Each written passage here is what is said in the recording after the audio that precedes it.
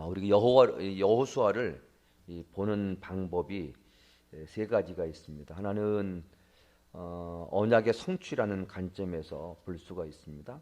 아브라함을 통해서 하나님이 하신 언약이 그는 500년이 이룬 이 시점에서 이제 실현이 되는 그 길목에 있는 겁니다. 하나님께서 아브라함에게 자손을 하늘에 별같이 많게 해주겠다. 너희들이 머무를 땅을 주겠다. 그리고 세 번째로는 너희를 축복하는 자에게는 축복하고 너희를 저주하는 자에게는 저주한다라고 하는 하나님의 주권 언약, 이 세 가지 약속을 아브라함에게 하신 이후로 이제 언약 중 자손에 관한 언약, 이 땅 모래처럼 또 바닷가의 모래처럼 하늘의 별처럼 많게 해주겠다라고 하는 것이 출애굽기 1장으로 넘어가면 다시 고대 세계의 인구 증가가 갑작스럽게 이루어지지 않는 때를 감안해서 본다면 그 수가 중대하고 많고 땅에 가득하게 되었더라, 이런 표현을 의도적으로 쓴 것은 하나님의 첫 번째 언약이 이루어졌다라고 하는 표시로서, 그렇게 물론 의도적으로 썼기도 했지만 이스라엘 백성들의 수가 그만큼 실제로 인구가 증가하게 됨으로써 하나님의 첫 번째 언약이 이루어졌다라고 표시를 하게 되었고, 이제 두 번째로는 이제 땅을 주겠다고 하는 이 언약의 성취가 이제 눈앞에 둔 것이 바로 이 여호수아입니다. 그런 점에서 언약의 성취의 관점을 갖고 이 여호수아를 볼 수가 있는데, 하지만 이제 이 여호수아는 미완성의 책입니다. 여호수아가 가나안을 정착하는 과정에서 일으켰던 전쟁은 사실은 가나안 땅 전체를 차지하는 게 아니고 소위 이제 교두보 확보죠. 거점 정복이에요. 거점 정복인데, 거점 정복하고 나서 나머지 그 땅을 얻을 숙제는 각 지파들에게 사명 숙제로 남겨줍니다. 그래서 그거를 너희들은 어디 땅 해서 도상 분배를 하죠.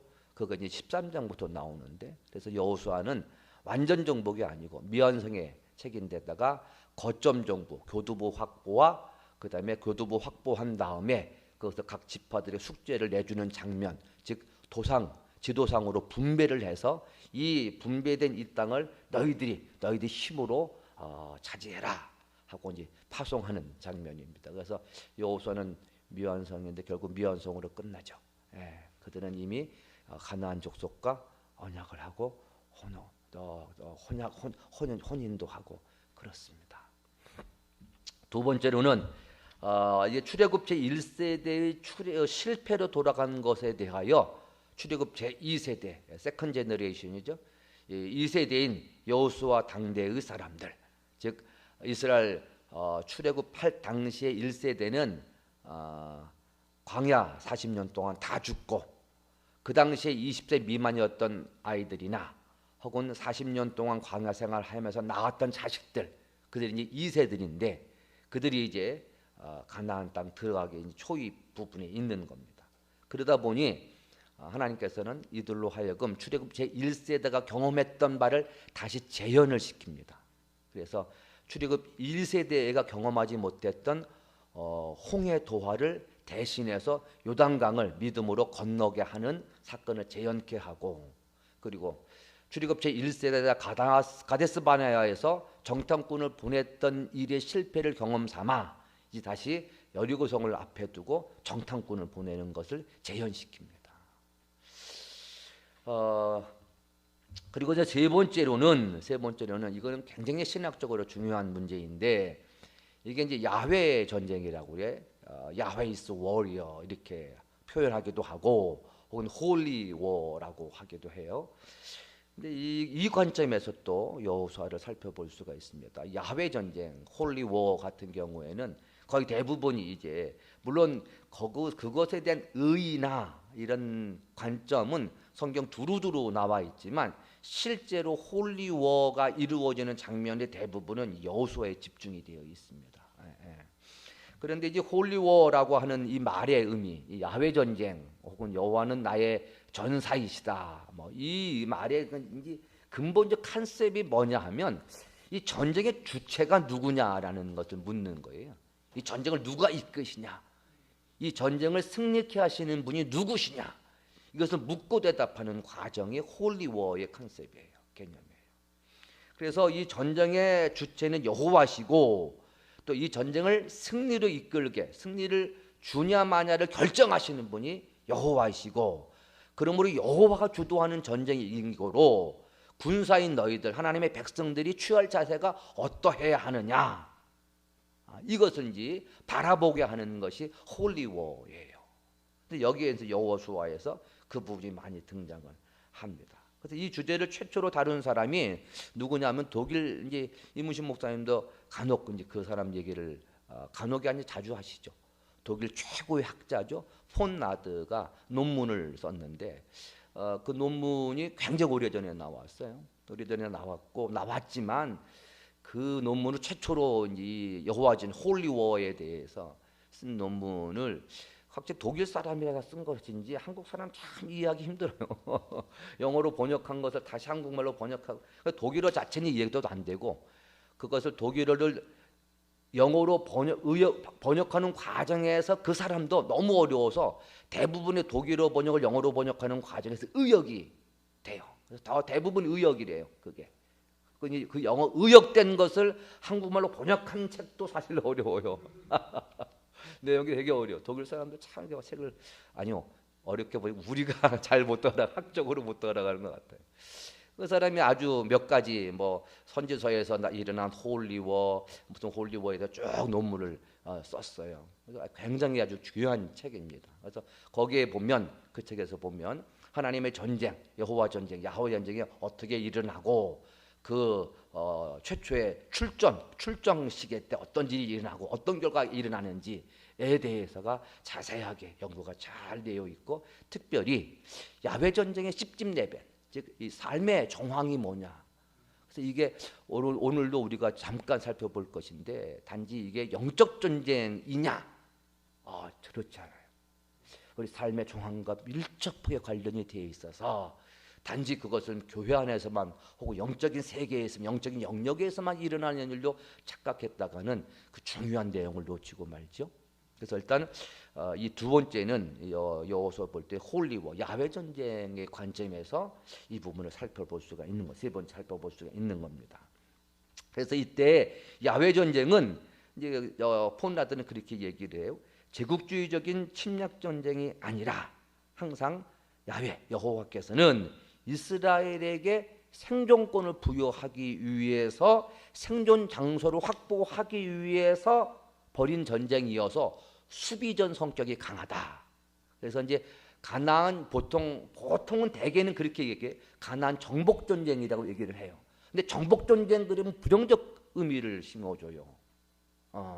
그래서 물론 여호와 전쟁에서 많이 오해스러운 부분 우리가 어떻게 넘겨야 할지는 저로서는 감히 그 부분을 어떻게 설명할 수는 없고, 아마 여호수아를 많이 다루면서 목사님께서도 아마 그런 얘기를 많이 하실 것 같은데 아마 목사님 그런 얘기 잘 해결해 주실 거예요. 어쨌든 그러다 보니 정복 전쟁이라는 말을 쓰진 않고 그게 이제 독일어로 번역되는 과정에서 어떻게 썼냐면 이거는 가나안 정착 전쟁이다, 이렇게 얘기를 해요. 그냥 정착 전쟁. 그러나 어쨌든 그 과정에서 자세한 내용을 보면 좀 어떤 건 이제 헤렘 전쟁, 특별히 여리고성은 헤렘 저주 전쟁의 대상이었는데 이제 끔찍한 부분들이 나와서 오해할 수도 있는 부분도 없지 않아 있습니다. 어쨌든 그건 나중에 여호수아 이번 달 내내 다룰 거니까 하면서 좀 같이 더 깊이 묵상을 할 수 있는 기회가 있었으면 좋겠고요. 그리고 이 세 가지 관점이 있는데 이 세 가지 관점에서 이 방금 말씀드린 이 첫 번째, 두 번째 관점이 동시에 나오는 본문이 오늘 본문이에요. 자, 일단 9절과 12절 이하는 이제 언약 관점에서 바라봤고, 또 11절, 물론 이제 9절에서도 잠깐 그 표현이 등장을 해요. 11절에는 야훼 전쟁의 컨셉이 들어 있어요. 그런데 이 아이러니컬하게도 이 두 가지 관점에 대한 통찰력을 누가 갖고 있었느냐? 참 당시 여리고성의 한 주민에 불과했던 라비 통찰력이 있었던 거예요. 라비 통찰력을 갖고 있어요. 그래서 오늘 우리가 이 본문을 보면서 오늘날 이 시대에 여리고성 주민의 입장에서 저희도 여리고성 주민의 입장에서 이는 위기 속에서 사실 여리고성 사람들이야 라합의 살펴본 바 라합도 역시 같은 여리고성 주민으로서 똑같은 운명에 처할 똑같은 운명에 처할 상황에 처한 라합으로도 똑같은 동일한 그런 심리가 있었는데 그 심리에 전하는 바에 의하면 그 위기 속에 있었을 적에 오늘날도 우리도 그런 위기가 간혹 이 비슷한 위기를 맞이했을 적에 과연 이 라합의 이 뛰어났던 이 통찰력 혹은 그것을 뒷받침해줬던 믿음이 오늘날 우리에게도 필요하다라는 점에서 오늘 라합을 살펴보는 것이 우리에게도 의미가 있겠다 싶은 겁니다. 그러면 일단 여호수아가 보낸 2명의 정탐꾼이 의무는 최대한 많은 정보를 수집하는 거였어요. 그런데 이제 우연히 들린 집이에요. 이게 이제 알고 간 집이 아니잖아요. 우연히 들린 집에서 마침 누구를 만났냐면 그동안 이스라엘 민족에 대해 소문을 들어왔고 그 소문을 들으면서 이 여인이 이스라엘 민족을 동경을 하기 시작을 합니다. 그리고 나도 저들에게 한번 좀 도움을 받았으면 좋겠다 하는 마음이 생기고 있었어요. 근데 이게 우연히 만난 거예요. 우연히 자기 집에 들어온 사람이 이스라엘에서 보는 정탐꾼이었어요. 이게 이제 정탐꾼이 사실 특별히 요즘 강철 부대처럼 특별 훈련을 받지 않았던 사람이어서 내놓으라 해가지고 들어간 거예요. 다 들켰네? 저희 왕도 알았어요. 어떻게 왕이 보고가 들어간 거예요. 그게 어떻게 보고가 들어갈 일입니까? 몰래 들어갔다 나오는 건데 보고가 들어갔어요. 보고가 들어가가지고 그래서 알려줬네요. 그래서 이제 게다가 집도 알았어요. 이런 정탐꾼이 세상에 어디 있습니까? 이런 허술한 정탐꾼이. 어쨌든 알려지게 된 거예요. 당장 실패할 뻔했죠. 근데 이제 라합에 의해서 그 위기에서 모면하게 됩니다. 그리고 이제 그 죽음에서 이제 위기에서 모면하게 돼서 라합이 이제 딜을 하는 장면 속에서 이 딜하는 장면 속에서 자세하게 이때 비로소 이 여리고성의 모든 정보를 결정적 정보를 다 듣습니다. 사실 고대전 물론 이제 현대전도 마찬가지인데 가장 중요한 게 심리전이잖아요. 이미 사기가 졌다, 사기가 떨어졌다. 그러면 진전쟁이에요. 아무리 무기가 있어도 무기 다 넣어놓고 도망갑니다. 그들을 이길 수 있을 만한 충분한 무기가 있음에도 불구하고 이미 마음에서 졌으면 그 무기는 그냥 그저 뭐 나무자루에 그저 그 막대기에 불과할 뿐이에요. 근데 이미 여리고성은 큰 성이었어요. 굳게 닫힌 문. 여리고성 우리가 주일학교에서도 다뤘지만 이중으로 된 성문이었거든요. 그게 높이가 엄청 높았고 뭐 감히 어쨌든 제가 기억은 안 나지만 어쨌든 엄청 높은 데다가 이중으로 된 성벽을 쌓은 성벽이다 보니 난공불락의 요새라고 말해도 그렇게 전혀 부족함이 없던 요새였습니다. 근데 이미 심리는 이미 졌어요. 이거를 결정적으로 듣습니다. 그래서 이때에 동태를 살피는 것이 중요한 이 임무였는데 이 임무를 한꺼번에 다 듣고 하는데 이때에 라합이 하는 말이 이거예요. 9절에 근데 언약관 일단 야훼 전쟁에서 간접해서 보면 이렇게 나오죠. 말하되 여호와께서 이 땅을 너희에게 주신 줄을 내가 아노라. 이미 졌죠. 우리가 너희를 심히 두려워하고 이 땅 주민들이 다 너희 앞에서 간담이 농나니 결정적 표현이거든요. 이게 한 번 더 나오죠. 11절에도 우리가 듣자 곧 마음이 녹았고 너희로 말미암아 사람이 정신을 잃었나니. 이게 야훼 전쟁에서 하나님의 전쟁을 일으키신 주체가 하나님이시고 이 전쟁의 주체가 하나님이신 거로 하나님에게는 군인의 많고 적음 그다음에 이 무기의 많고 적음이 문제가 아니죠. 하나님에게 그따위가 아무것도 아니죠. 18만 5천 명을 아수르 군대를 천사 한 명이 다 도륙할 정도라면 그 무기 많고 적음의 문제가 아니라고요. 그래서 그게 이미 아니에요. 그래서 그다음에 야훼 전쟁의 마지막 순간 뭐냐면 적들에게 공포감을 조성시키는 거예요. 하나님이 일으키시는 거거든요. 이거는. 그래서 이미 하나님이 일으키신 전쟁이 이미 들어와 있고 이 전쟁으로 인하여서 이미 여리고성 백성들은 공포감에 사로잡혀 있었어요. 이게 바로 홀리워의 관점에서 볼 수 있는 여리고성 사람들의 심리 상태였습니다. 그다음에 두 번째로 이게 핵심인데, 또 우리 오늘 함께 볼 본문의 묵상의 포인트인데, 여기에 보면 이렇게 나오죠. 이미 주신 땅이라는 사실을 이미 알았고, 그 다음에 이것을 근거로 해서 이제 딜을 합니다. 정탐꾼과 이렇게 딜을 합니다. 그러므로 이제 청하노니 내가 너희를 선대하였은즉 너희도 내 아버지 집을 선대하도록 여호와로 내게 맹세하고 내게 증표를 내라. 언약을 맺어라. 이게 하나님 주권 언약이에요. 하나님은 뭐라고 하셨어요? 너를 축복하는 자에게는 축복을 가고 너를 저주하여는 자에게는 저주하는 거예요. 이 언약을 맺습니다. 그래서 정탐꾼과 나헬 가정이 언약을 맺어요. 이게 한 번 맺은 언약은 이스라엘 백성이 잘못 맺어 언약이라 할지라도 물리면 안 되죠. 기브온이 그랬죠. 기브온도 가만히 있다간 저희도 전멸당하게 생겼거든요. 그래서 남루한 행색을 하고 썩은 곰팡이 난 음식을 들고 여호수아를 찾아가요. 여호수아를 찾아가다가 이스라엘 진영을 찾아가요. 그래서 당신과 우리가 화친을 맺기를 원합니다. 야, 여기 사는 애들 같은데 우리하고 화친을 맺을 대상이 아닌데, 아닙니다. 거기 음식 보세요, 옷 보세요. 멀리서 왔어요. 아, 그래? 그래서 화친을 맺어요. 알고 봤더니 이땅 거민이었던 거예요. 근데 이미 화친을 맺었네. 죽일 수가 없는 거예요. 기본 문제가 살립니다. 그래서 마치 지금 이런 거예요. 언약을 맺어서 우리를 살려주라. 그래서 언약을 맺습니다. 근데 이 언약을 맺는 이 동기에 뭐가 있었냐 하면 11절 하반절이죠. 너희 하나님 여호와는 위로는 하늘에서도 아래로는 땅에서도 하나님이십니다. 이 고백을 해요. 이 고백을 하는 순간 룻의 얘기가 딱 들어왔죠. 룻도 당신의 어머니, 당신의 백성이, 당신의 하나님이 나의 하나님이다. 당신의 백성 내 백성입니다 하고 자기가 이스라엘 백성으로 들어가기를 원해요. 이 두 이방인, 이 메시아의 조상이 됐던 이방인의 믿음의 자세가 룻과 라합의 어떤 일치하는 점이 있어요. 내가 하나님 백성이 되기를 원하고 하나님의 백성에 속하기를 원합니다. 내가 하나님의 언약 백성이 되기를 원합니다. 베드로후서 보면 베드로후서에서도 예수 안 믿는 사람에 대한 표현을 어떻게 표현하냐면 언약 바깥에 있는 백성이라 표현해요. 그러니까 이 언약 안에 들어오고 싶어하는 이 믿음은 굉장히 중요한 믿음이에요. 굉장히 중요해요. 오늘날이야 우리가 언약이라는 말이 생소하고 오늘 어울리지 않는 말이어서 그렇지만 이스라엘 백성 고대 이때 당시 언약이라는 말은 우리가 당시 약속 언약이라는 말을 쓰는 마음의 상태와 완전 다르거든요.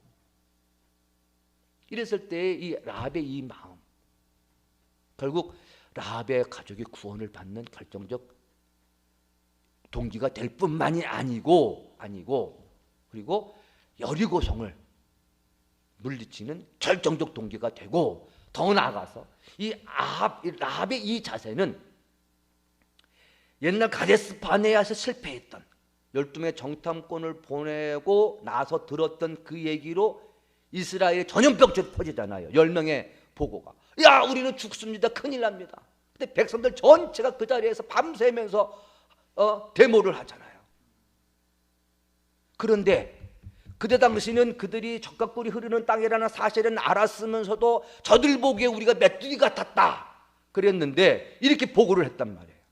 그런데 이때들은 이 라합의 보고는 우리는 간담이 녹았습니다 했는데 이 보고를 그대로 여호수아에게 보고를 해요. 24절에 또 여호수아에게 이르되, 두 정탐꾼의 보고예요. 또 여호수아에게 이르되 진실로 여호와께서 그 온 땅을 우리 손에 주셨으므로 그 땅의 모든 주민이 우리 앞에서 간담이 녹더이다. 라합으로 들었던 그대로의 보고를 그대로 보고를 해요. 결국 이 보고는 이스라엘 민족 전체로 퍼졌을 거예요. 그 당시에는 부정적 보고가 전체로 전염병처럼 보고가 퍼지는 바람에 가데스 바네아에서 빠꾸해가지고 40년을 돌았단 말이에요. 그런데 이 보고가 결정적으로 이스라엘 민족에 퍼져나가서 야, 이미 우리는 이겼다라고 하는 승리의 확신을 가질 수 있었던 거예요. 사실은 이것은 기드온 때도 하나님이 써먹은 방식이거든요. 기드온이 자꾸만 믿음을 잃어버리니까 양털 가지고 실험을 해요. 믿음이 없어서. 양털 젖고 마르고 하는 것도 과정을 통해서 기도원이 확신을 가져요. 됐다. 야, 이 정도 하나님의 능력이 되면 우리가 미디안 족속 이길 수 있겠다 싶었어요. 그런데 하나님이 군사를 불렀는데 300명으로 줄이네. 그래가지고 또 마음이 무너져 내리는 거예요. 그랬더니 하나님, 야, 너 조용히 일어나가지고 미디안 족속 적진에 침투해봐라. 그래서 불하고 같이 침투를 해서 있는데 마침 적들이 하는 얘기를 듣는 거예요. 야, 우리 졌다. 내가 전날 밤에 꿈을 꿨는데 야, 우리가 지겠더라. 이런 말을 기도원이 들어요. 그리고 마음에 확신을 갖죠. 이건 우리가 이긴 전쟁이다.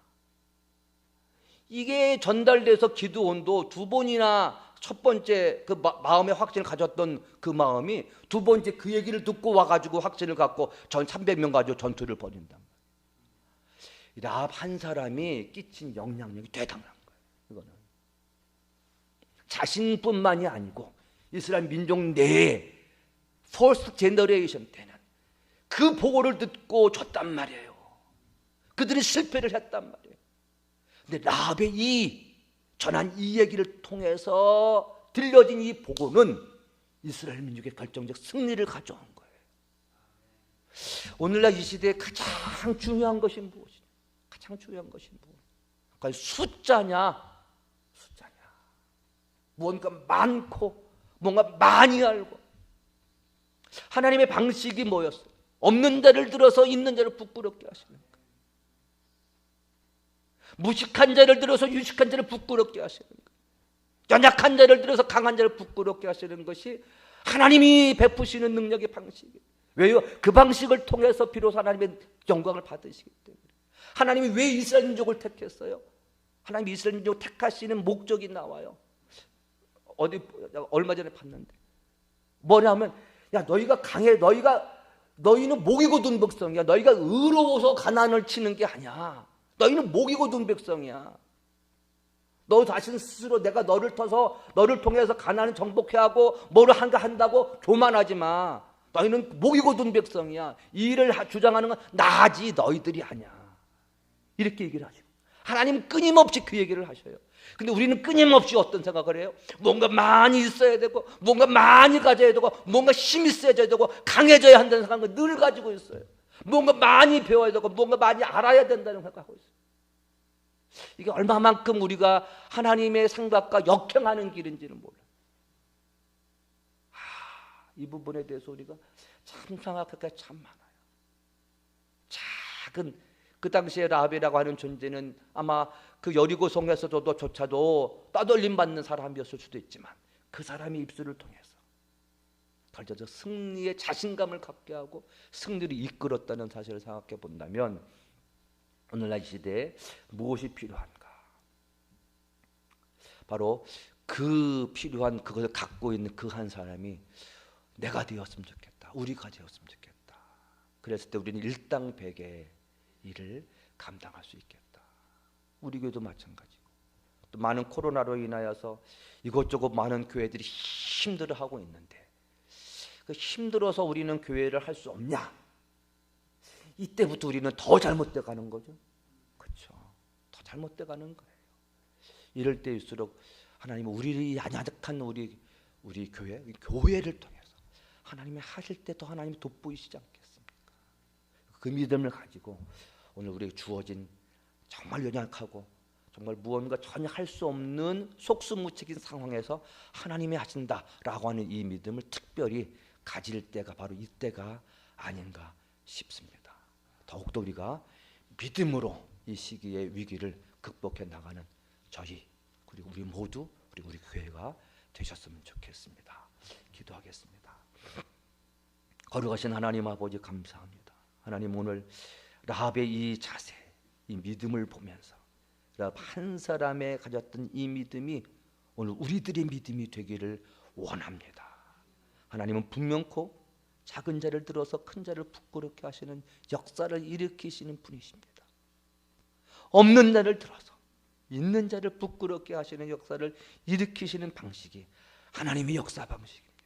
하나님, 우리로 하여금 없다 불평하고 없다 포기하는 것이 아니고, 없을 때 하나님의 영광이 더 드러날 수 있는 찬스인 거로 그 믿음을 붙잡고 우리가 해야 할, 지금 이 자리에서 해야 할 것을 최선을 다하여서 추구하고 찾아내고 기도하며 엎드리며 우리가 주어진 일을 감당하는 저희 될 수 있도록 은혜를 허락하여 주시옵소서. 오늘 우리의 작은 발걸음을 하나님 축복하여 주옵소서. 예수님의 이름으로 기도 올리옵나이다. 아멘.